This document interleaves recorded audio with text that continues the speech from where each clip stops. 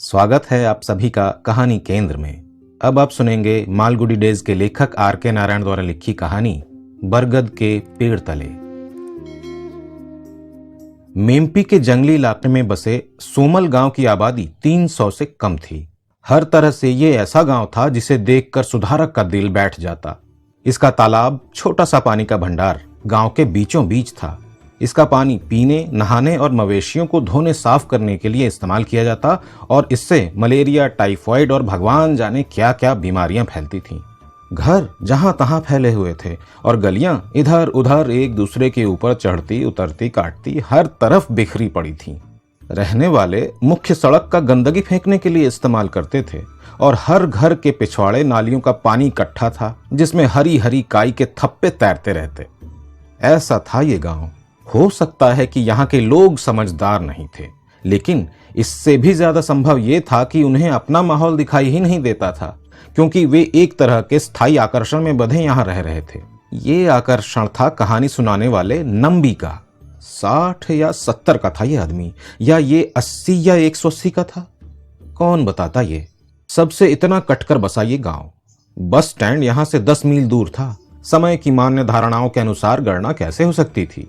अगर नंबी से उसकी कोई उम्र पूछता तो वो किसी पिछले अकाल की या किसी के हमले की या कोई पुल बनने की चर्चा करता और कुछ दिखाकर कहता कि तब वो जमीन से इतना बड़ा था। वो पढ़ा लिखा नहीं था इस अर्थ में कि लिखित शब्द उसके लिए एक रहस्य था, लेकिन वो अपने दिमाग में कहानी बना सकता था। हर महीने एक कहानी, और हर कहानी 10 दिन में सुनाकर खत्म करता था। घर उसका छोटा सा मंदिर था जो गांव के सिरे पर बना था। कोई नहीं बता सकता था कि वो अपने को इस मंदिर का मालिक कैसे बताता था। मंदिर बहुत छोटा, लाल धारियां पड़ी दीवारों से बना था जिसमें देवी शक्ति की मूर्ति रखी थी। उसका सामने का हिस्सा नंबी का घर था। दरअसल कोई भी जगह उसका घर हो सकती थी, क्योंकि उसके पास कोई सामान ही नहीं था। उसके पास सिर्फ एक झाड़ू था जिससे वो मंदिर की सफाई करता था, और 2 जोड़ी धोतियां और ऊपर का वस्त्र। दिन का ज्यादा वक्त वो बरगद के पेड़ की छांव में बिताता जिसकी शाखाएं मंदिर के सामने फैली हुई थीं। जब उसे भूख लगती तब वो जिसके भी चाहता घर में प्रवेश करता और वहां खाना खा लेता था। उसे कपड़ों की जरूरत होती तो गांव वाले खुद ही लाकर दे जाते।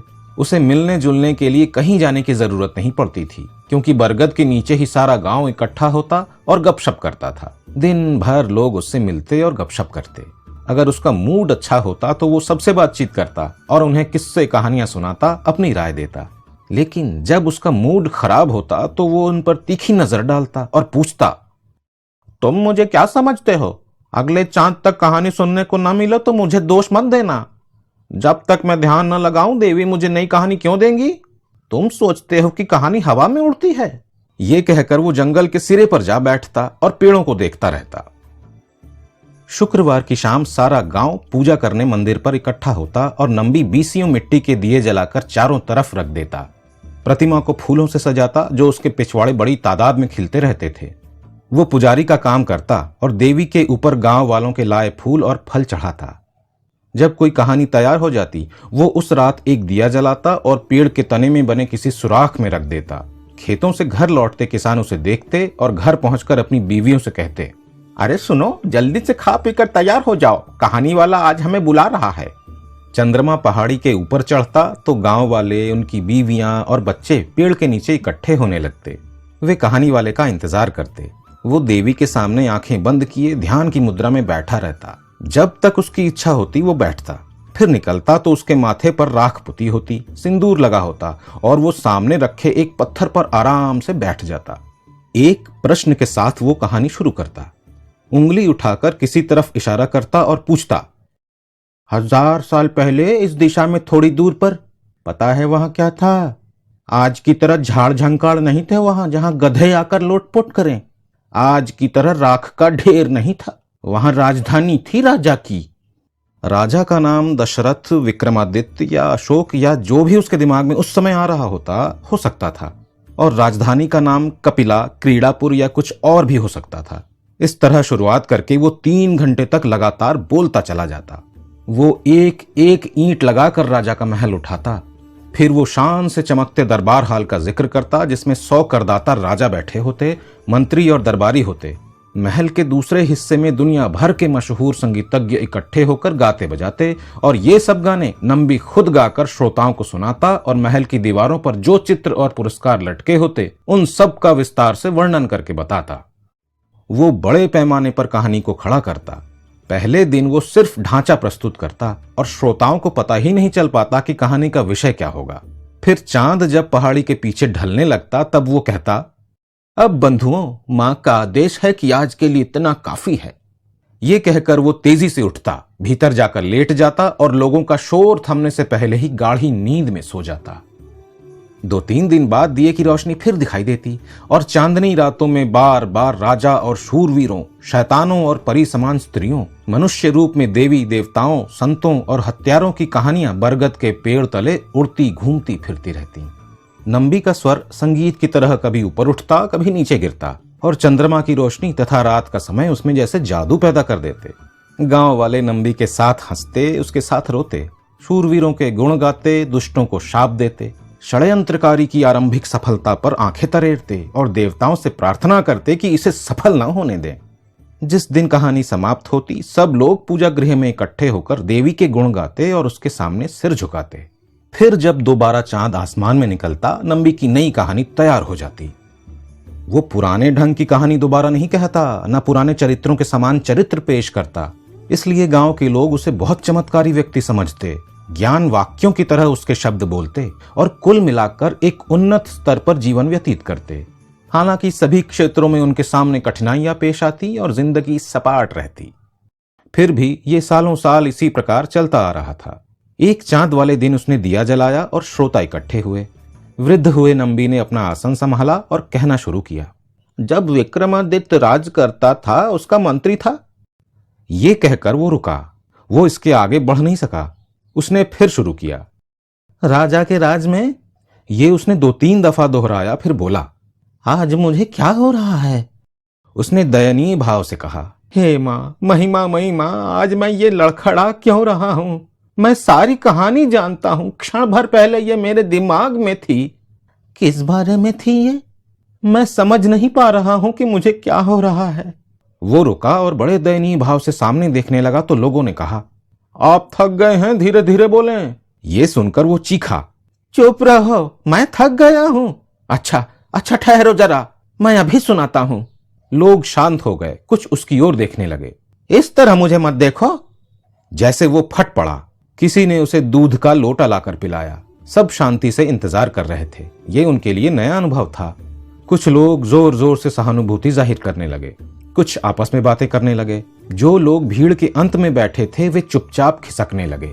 धीरे धीरे आधी रात हुई तो बाकी लोगों ने भी उन्हीं का अनुसरण किया।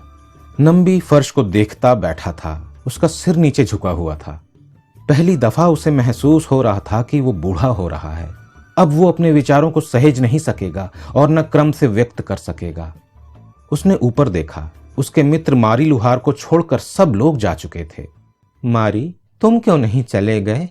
मारी ने माफी मांगी और कहा, वे लोग तुम्हें थकाना नहीं चाहते थे इसलिए चले गए। नंबी उठ खड़ा हुआ, तुम ठीक कहते हो, कल मैं ये कमी दूर कर दूंगा। उम्र, मेरी उम्र क्या बहुत है? ये तो अचानक हो गया। उसने अपने सिर की तरफ इशारा किया और बोला, ये कह रहा है बुढ़े बेवकूफ, ये मत सोचना कि मैं तुम्हारी और नौकरी करूंगा। अब से तुम मेरी सेवा करोगे। ये आज्ञा नहीं मानता और धोखा दे रहा है। दूसरे दिन उसने फिर दिया जलाया।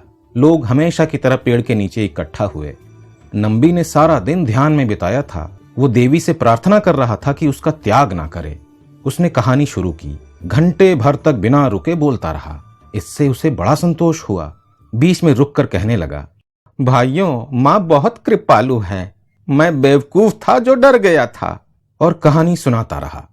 कुछ मिनट में उसे तकलीफ हुई, लगा जैसे गला सूख गया है, लेकिन उसने कोशिश जारी रखी। और फिर इसके बाद क्या हुआ? उसकी वाणी लड़खड़ाई। इसके बाद वो चुप हो गया और घंटे भर चुप रहा। लोग चुपचाप उठे और घर चले गए। बूढ़ा पत्थर पर बैठा मुर्गा बांग देने तक वहीं सोचता बैठा रहा। मैं उन्हें दोष नहीं दे सकता, उसने खुद से कहा। क्या वे भी रात भर यहीं ऊँघते रहते? 2 दिन बाद उसने कहानी का अगला हिस्सा सुनाया और कुछ मिनट बाद चुप हो गया। सब लोग उठ गए। अब उन्होंने दिए पर ध्यान देना कम कर दिया। बहुत कम लोग कर्तव्य के वशीभूत आते थे। नंबी भी समझ गया कि ज्यादा खींचने की जरूरत नहीं है। उसने समय से पहले कहानी खत्म कर दी। वो जानता था कि क्या हो रहा है। अपनी असफलता के विचार से वो परेशान होने लगा। मैं सालों पहले मर जाता तो ज्यादा सुखी होता, वो अपने को समझाने लगा। माँ, तुमने मुझे गूंगा क्यों कर दिया? उसने मंदिर में अपने को बंद कर लिया, खाना बहुत कम कर दिया और सारा दिन ध्यान की मुद्रा में आंखें बंद किए बैठा रहता। अगला चांद पहाड़ी से झांका। नंबी ने दिया जलाया। घर लौटते किसानों ने देखा, लेकिन बहुत थोड़े लोग रात को इकट्ठे हुए। बूढ़े ने पूछा, और लोग कहाँ हैं? चलो इंतजार करते हैं। वो इंतजार करने लगा। चांद निकल आया और लोग भी धीरज से बैठे रहे।